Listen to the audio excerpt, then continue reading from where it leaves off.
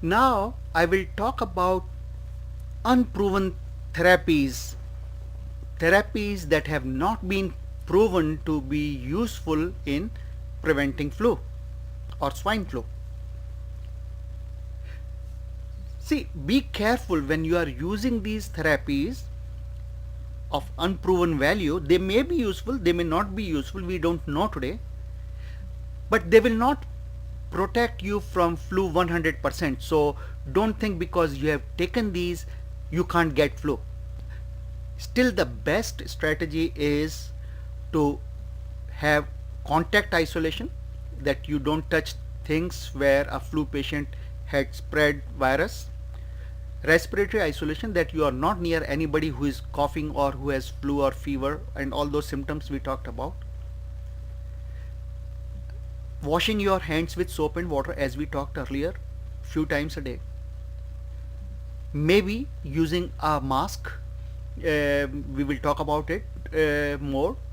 What type of mask and for how many hours.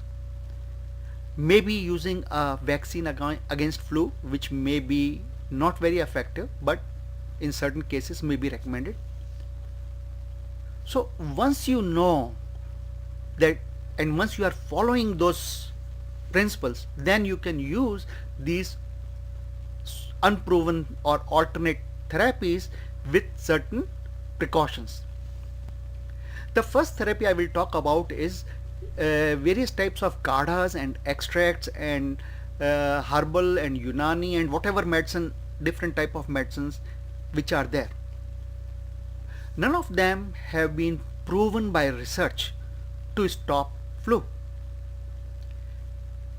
One problem with all these types of medication like kadha of tulsi, which is hot boiled extract of tulsi, or turmeric or ginger or clove, is that many of these can interfere with heart medication, blood thinning medication, blood pressure medication, etc., that a patient may be taking. And since flu is more common in people who are 65 years of age or more, the common flu is more in those people, and they are the people who are also taking these types of medicines for heart, blood pressure, etc. So it's very important that you talk to your doctor and explain him what kahada or extract you want to drink, that he can tell you if you are on any medication that it can interfere with and what you can do to prevent it. Then there are many articles about eat this food, don't eat that food, this food will prevent you from getting flu, help you, but nothing is proven that eating certain food or certain types of food will prevent you from getting flu. It's nothing is proven. So eating fruits and vegetables is always healthy, as we have seen before.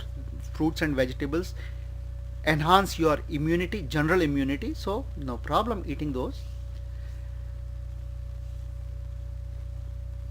There is also a recommendation about doing salt water gargles with warm water to clean your throat of the viruses, and same principle for cleaning your nose 3 to 6 times a day with lukewarm water, and those are fine because the virus enters from the nose and the mouth, and once you do those, maybe that part of that virus, some of them, those viruses will be removed. But the basic principle is, why let the virus go into your mouth and nose? And if you follow the basic principles I have talked about earlier, then these therapies become not very essential. You won't need them. But even then, if you do salt water gargles or clean your nose, no problem, it's fine. Also, there are some claims about doing yoga, this exercise, that exercise may help you prevent getting flu, but again, nothing is proven.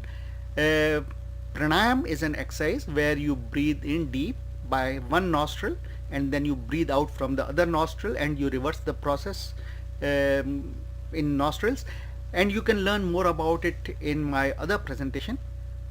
Pranayam may be helpful because it clears the secretions from your nose and lungs, expands your lungs, increases circulation in lungs, sinuses and nasal cavity, bringing in new antibodies. So that may be useful, but again it is not proven. Same is true for taking medicines like vitamin C, zinc, and many other that are mentioned there. You can take those if there is no contraindication. Like eat fruits if you don't have diabetes. If you have diabetes, be careful what you eat and don't eat. So if they don't interfere with what you have, you can use them, but remember, using these unproven therapies is not going to 100% protect you against flu. You still have to follow various recommendations that I have talked about earlier.